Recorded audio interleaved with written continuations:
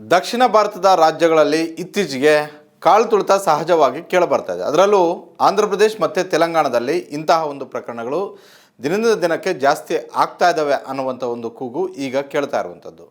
ಮೊನ್ನೆ ಪುಷ್ಪ 2 ರಿಲೀಸ್ ಸಮಯದಲ್ಲೂ ಕೂಡ ಒಂದು ಕುಟುಂಬ ಸಿನಿಮಾ ಥಿಯೇಟರ್ಗೆ ಹೋದಂಥ ಒಂದು ಸಂದರ್ಭದಲ್ಲಿ ಅಲ್ಲಿ ನಟ ಅಲ್ಲು ಅರ್ಜುನ್ ಬಂದರು ಅಂತ ಏಕಾಏಕಿ ಜನಜಂಗುಳಿ ಆಗಿ ಒಂದು ಕುಟುಂಬದ 3 ಅಸುನೀಗಿದ್ದರು.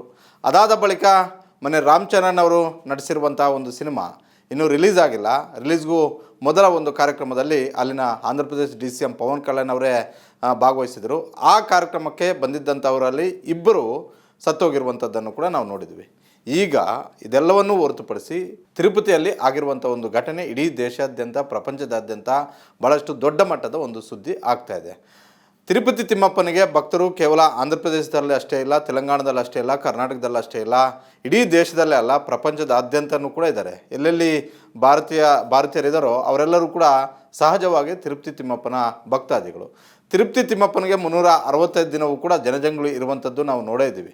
ಆದರೆ ನಿನ್ನೆ ಯಾವ ಕಾರಣಕ್ಕೋಸ್ಕರ ನಿನ್ನೆ ಸಂಜೆ ಕಾಳು ತುಳಿತ ಆಯಿತು? ಹಾಗಾದರೆ ಅಲ್ಲಿದ್ದಂತಹ TTD ವ್ಯವಸ್ಥೆ ಯಾವ ರೀತಿಯಾಗಿ ಮಾಡಿತ್ತು? ಅಲ್ಲಿದ್ದಂತಹ ಪೊಲೀಸರು ಏನು ಕೆಲಸ ಮಾಡ್ತಾಯಿದ್ರು? ರಾಜ್ಯ ಸರ್ಕಾರ ಅಲ್ಲಿ ಅಷ್ಟೊಂದು ನೆಗ್ಲೆಕ್ಟ್ ಮಾಡಿದ್ದ?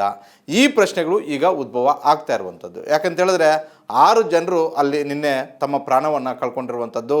ದೇವರ ದರ್ಶನಕ್ಕಂತ ಹೋಗುವಂಥ ಒಂದು ಸಂದರ್ಭದಲ್ಲಿ ಆದಂಥ ಒಂದು ಘಟನೆಗೆ ಭಾಳಷ್ಟು ಹಾನಿ ಆಗಿರುವಂಥದ್ದು. ಈಗಾಗಲೇ ರಾಜ್ಯ ಸರ್ಕಾರ, ಆಂಧ್ರ ಪ್ರದೇಶದ ರಾಜ್ಯ ಸರ್ಕಾರ ತಲಾ 25 ಲಕ್ಷ ರೂಪಾಯಿಗಳ ಪರಿಹಾರವನ್ನು ಘೋಷಣೆ ಮಾಡಿದೆ. ಪರಿಹಾರ ಘೋಷಣೆ ಮಾಡೋದ್ರಿಂದ, ಪರಿಹಾರ ಕೊಡೋದ್ರಿಂದ ಹೋಗಿರುವಂಥ ಜೀವ ಮತ್ತೆ ವಾಪಸ್ ಬರೋದಿಲ್ಲ. ಆದರೆ ಇಂತಹ ಪ್ರಕರಣಗಳು ಪದೇ ಪದೇ ಆಗ್ತಿರೋದು ಯಾಕೆ?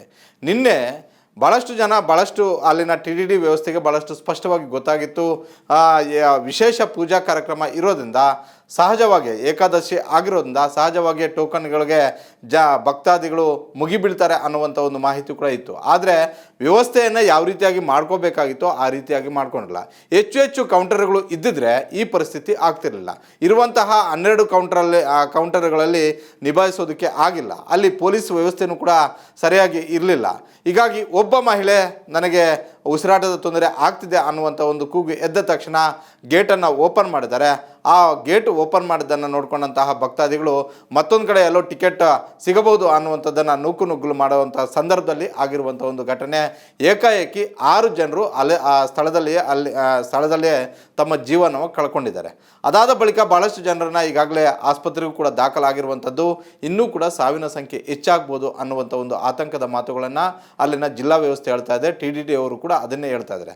ಒಟ್ಟಾರೆ ಒಂದಂತೂ ಸ್ಪಷ್ಟ, ಇತ್ತೀಚೆಗೆ ಆಂಧ್ರ ಪ್ರದೇಶ್ ಮತ್ತು ತೆಲಂಗಾಣದಲ್ಲಿ ಈ ಜನಜಂಗುಳಿ ಮತ್ತು ಈ ಕಾಳು ತುಳಿತದಿಂದ ಇಂತಹ ಒಂದು ಪ್ರಕರಣಗಳು ಹೆಚ್ಚಾಗಿ ಆಗ್ತಾ ಇದ್ದಾವೆ. ಅದರಲ್ಲೂ ತಿರುಪತಿಯಲ್ಲಿ ಆಗಿರುವಂಥದ್ದು ಎಲ್ಲರಿಗೂ ಕೂಡ, ಯಾಕಂತ ಹೇಳಿದ್ರೆ ತಿರುಪತಿಗೆ ಹೋಗುವಂಥದ್ದೇ ಸಮಸ್ಯೆಗಳ ನಿವಾರಣೆ ಆಗಲಿ ಅಂತ ಒಂದು ಹರಕೆ ಹೊತ್ಕೊಂಡು ದೇವರ ಮೊರೆ ಹೋಗುವಂಥದ್ದು. ದೇವರಿಗೆ ಹೋದಂಥ ಒಂದು ಕುಟುಂಬಗಳಿಗೆ ಇಂಥ ಒಂದು ಸುದ್ದಿ ಸಿಕ್ಕಿದ್ದೆ ಆದರೆ ದೇವರ ಬಗ್ಗೆ ಯಾವ ರೀತಿಯಾಗಿ ಕಲ್ಪನೆಗಳು ಬರಬಹುದು. ಜೊತೆಗೆ ಅಲ್ಲಿನ ವ್ಯವಸ್ಥೆ ಬಗ್ಗೆ ಇಡೀ ರಾಜ್ಯ ಅಷ್ಟೇ ಅಲ್ಲ, ಆ ಕುಟುಂಬಗಳಷ್ಟೇ ಅಲ್ಲ, ಇಡೀ ದೇಶ ಅಷ್ಟೇ ಅಲ್ಲ, ಇಡೀ ಪ್ರಪಂಚದಾದ್ಯಂತ ಈಗ TTD ಶಾಪವನ್ನು ಆಗ್ತಾ ಇದ್ದಾರೆ ಅಂತ ಹೇಳಿದ್ರು ಕೂಡ ಯಾವುದೇ ತಪ್ಪಿಲ್ಲ. ಒಂದಂತೂ ಸ್ಪಷ್ಟ, ನಾವು ಹೋಗುವಂಥವರು ಕೂಡ ಅಷ್ಟೇ, ನಮಗೆ ದೇವರ ದರ್ಶನಕ್ಕಂತ ಹೋಗುವಂಥ ಒಂದು ಸಂದರ್ಭದಲ್ಲಿ ಸಹಜವಾಗಿ ನುಗ್ಗಲಾದಾಗ ನಾವು ತೆಗೆದುಕೊಳ್ಬೇಕಾಗಿರುವಂಥ ಒಂದು ಎಚ್ಚರಿಕೆ ಕ್ರಮಗಳನ್ನು ಕೂಡ ನಾವು ತೆಗೆದುಕೊಳ್ಳಬೇಕು. ಜನಜಂಗುಳಿ ಇದ್ದಾಗ ಹೋಗುವಂಥದ್ದು, ಮಕ್ಕಳನ್ನು ಕರ್ಕೊಂಡು ಹೋಗುವಂಥದ್ದು, ಇಡೀ ಕುಟುಂಬ ಹೋಗುವಂಥದ್ದು ಆದಾಗ ಸಹಜವಾಗಿ ಇಂಥ ಒಂದು ಸಮಸ್ಯೆಗಳು ಆಗ್ಬೋದು. ಆದರೆ ಇಂಥ ಒಂದು ಸಮಸ್ಯೆಗಳು ಪದೇ ಪದೇ ಆಗ್ತಿರುವಂಥ ಒಂದು ಸಂದರ್ಭದಲ್ಲಿ ಪ್ರತಿಯೊಬ್ಬರು ಕೂಡ ಅದನ್ನು ಒಂದು ರೀತಿ ಎಚ್ಚರಿಕೆಯ ಪಾಠ ಅಂತ ತಿಳ್ಕೊಂಡು ಈಗ ಆದಾಗ ನಾವು ಯಾವ ರೀತಿಯಾಗಿ ಹೊರಗಡೆಗೆ ಬರಬೇಕು ಅನ್ನೋದನ್ನು ಕೂಡ ಕಲ್ತ್ಕೊಳ್ಬೇಕು. ಜೊತೆಗೆ ಸರ್ಕಾರಗಳು, ಅದು ಇವತ್ತು ಆಂಧ್ರ ಪ್ರದೇಶ ಆಗಿರ್ಬೋದು, ಬೇರೆ ಸರ್ಕಾರಗಳಾಗಿರ್ಬೋದು, ಇಂಥ ಒಂದು ಪ್ರಕರಣಗಳಿಂದ ಪಾಠವನ್ನು ಕಲ್ತ್ಕೊಂಡು ಮುಂದಿನ ದಿನಗಳಲ್ಲಿ ಅಗತ್ಯ ಕ್ರಮಗಳನ್ನು ಕೈಗೊಳ್ಳಬೇಕು.